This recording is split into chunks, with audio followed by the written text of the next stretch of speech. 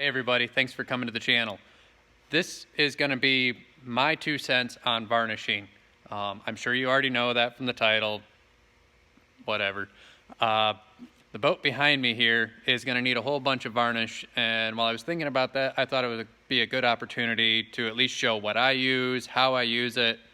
We're going to do later on in this series some side-by-side comparisons of different varnishes. I don't know where that video is going to land in the order of things, but today we're going to go over to the bench and go over basic just equipment, what you're going to use, or at least what I use, and hopefully it helps somebody from making mistakes and improves your varnish. Let's get over to the bench and make it happen.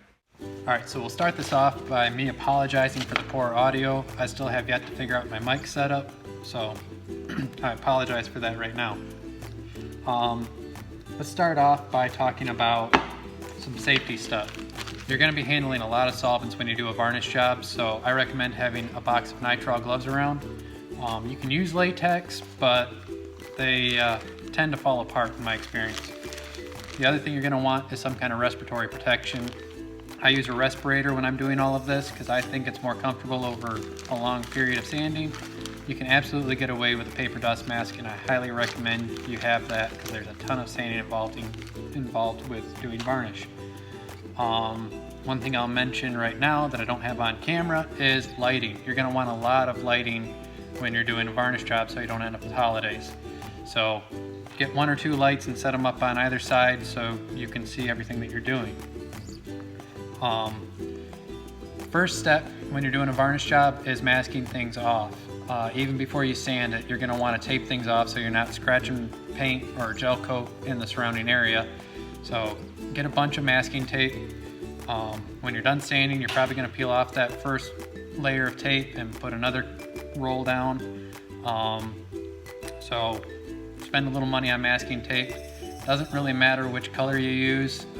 From my understanding, the difference in colors usually has to deal with how long it stays on the surface before it permanently adheres and you start peeling up paint or something like that. One little note is to keep your tape clean. This tape will never see varnish because it has that dirty edge. I have no idea what it is, and you don't want to put those contaminants anywhere near your surface. If you're trying to varnish up next to something painted like the boot stripe behind me, you might want to get something like this fine line tape.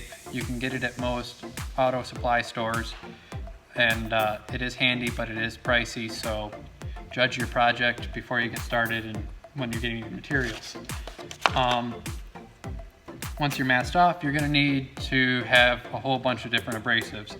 If you're taking something all the way from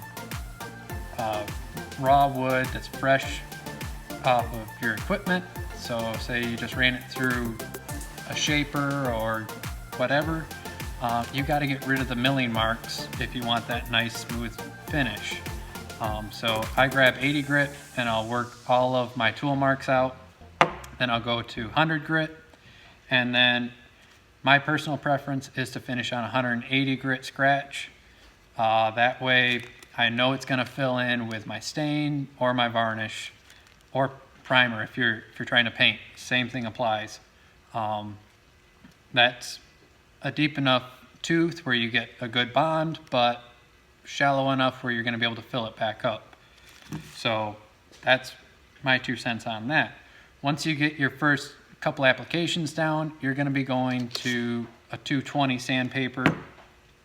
That's what the majority of my sanding is done with when I'm doing a varnish job. It takes off a reasonable amount of material in a reasonable amount of time, and works very nicely. The other grits you're probably going to want to have are 320 and 400.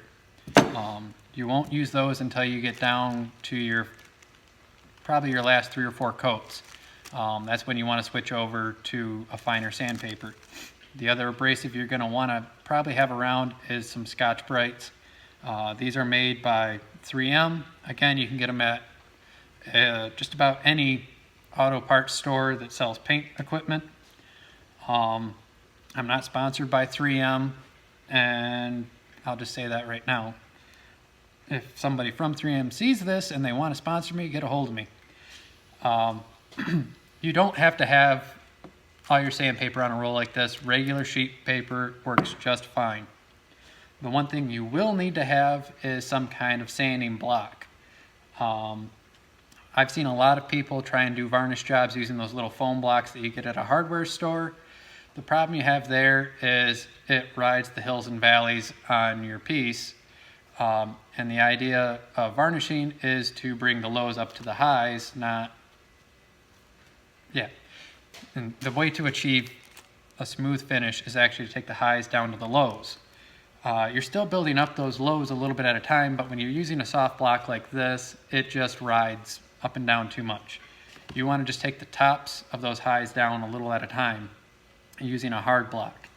If you don't want to spend the money and get one of those fancy sanding blocks like what I've got, and you want to use one of these rubber ones, they work. Just be careful that you're well masked off, because these will leave black streaks if you've got a hard corner you're sanding up to.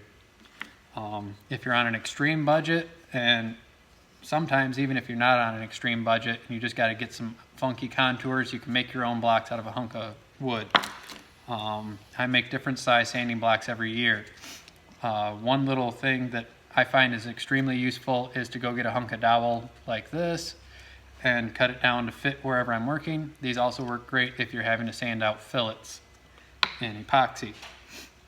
After you've sanded everything down, you're going to have to start thinking about cleaning things up. I recommend going and getting a dedicated brush attachment for your vacuum. And the reason it's important to have a dedicated brush is so you don't brush in contaminants when you're cleaning things up. If you were to clean up, say, silicone from something, then it's stuck in these bristles and you'll end up with fish eyes on your finished piece, so you want to avoid that. The other dedicated thing that I like to have around for doing varnish jobs is a shammy or generic form, whatever it is. Again, try and make sure it stays dedicated so you're not spreading contaminants from silicone, or, that's usually the big no-no around varnish or any finish job is silicone. You're trying to avoid having those issues. So keep these clean and they'll save you a whole bunch of headache.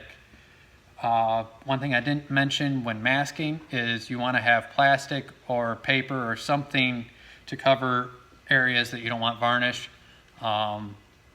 If you do end up having spills in random places or a little fling of varnish out into a painted or gel coated surface, you can clean it up with acetone. Just be extremely careful when you do that, because sometimes acetone can damage a surface. You're going to want to have some paint strainers. I usually try to get 2 or 3 extra paint strainers for however many coats I think I'm going to lay down. And at 10 cents a piece, they're worth it to have a couple extra sitting around. You're going to want to have some kind of container. I usually try to have at least an extra container for every coat that I'm putting down. So say I'm putting down 12 coats, I'll get at least 16 containers. You're not going to go through that many, but that way you've got whatever you need. When you've got varnish flowing, you don't want to have to panic and run around the shop looking for a container. It's just worth it to have a few extras sitting there. When you're cleaning things up, it is smart to use a low lint or lint-free rag. I like to have these paper towels around. They just work great and you don't have to worry about issues of lint from a regular paper towel. The other thing when you're cleaning up is tack rags. I like to have the cheesecloth style where they're really darn sticky. You only need a couple of them for most varnish jobs. I only use them on my last 3 coats, honestly. When I'm doing all my build-up coats, if there's a little bit of extra dirt in it, it's going to get sanded out. So go get a couple of those. You're going to want a high-quality mineral spirits or paint thinner. You can use whatever brand of varnish you're using. If you want to use their brushing thinner. You can use that to clean it, but it's usually more expensive. When you're cleaning your brushes, I also recommend you have brush cleaner. It'll save you a lot of money in brushes. If you spent 20, 30 bucks on a varnish brush, you really don't want it to turn into a brick.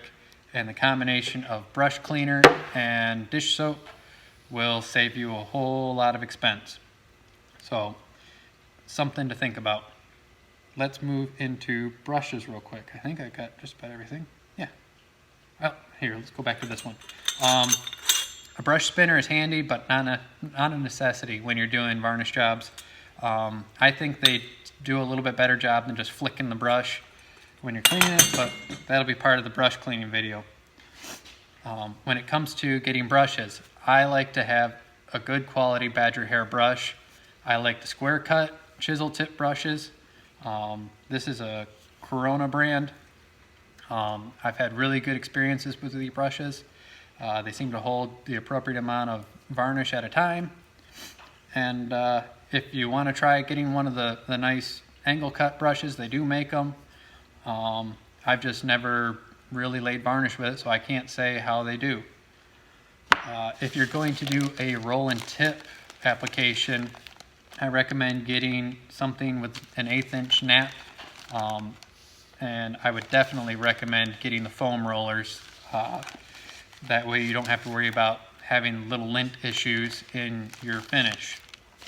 Some other specialty brushes you might want to have would be one of these artisan brushes from any craft store.